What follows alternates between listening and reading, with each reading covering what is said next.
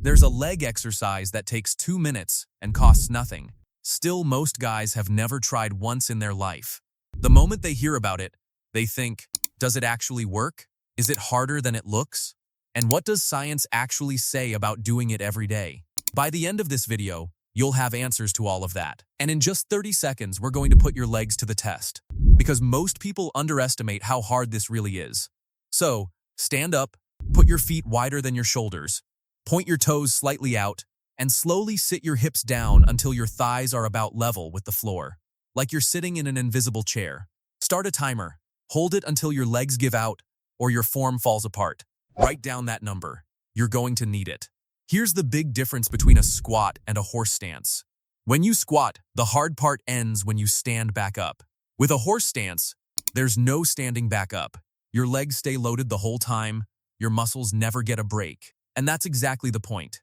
Most workouts train the muscles that fire fast, like for jumping or lifting heavy. But horse stance trains a completely different type of muscle fiber, the kind that keeps you upright all day, protects your joints, and stops your body from breaking down when you're on your feet for hours.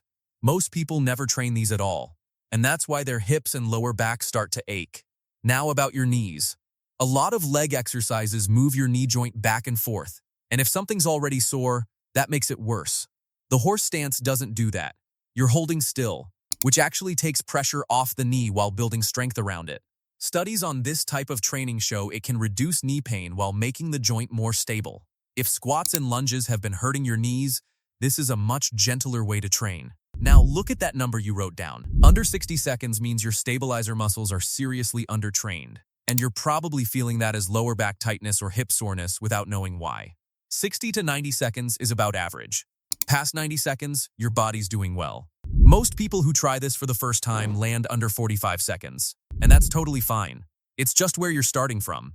One more thing, a wider stance isn't just easier, it's actually more stable. Research shows your body needs less effort to balance with a wider base than a narrow one.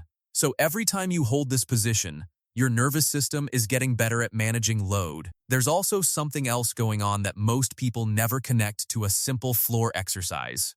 When you hold large muscle groups under tension for a sustained period, your body signals a testosterone boost right after. Horse stance loads your quads, glutes, inner thighs, and hamstrings all at the same time, which puts it in the same category as squats or deadlifts for that hormonal effect, but without any weight on your spine. And if you keep the hold under 3 minutes, you also avoid the stress hormone spike that comes with longer, harder sessions.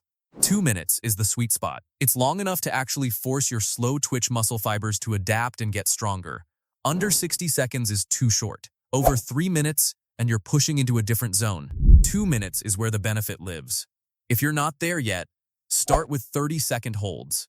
Rest for 60 seconds, and do that 3 times per session. 3 things will ruin your results.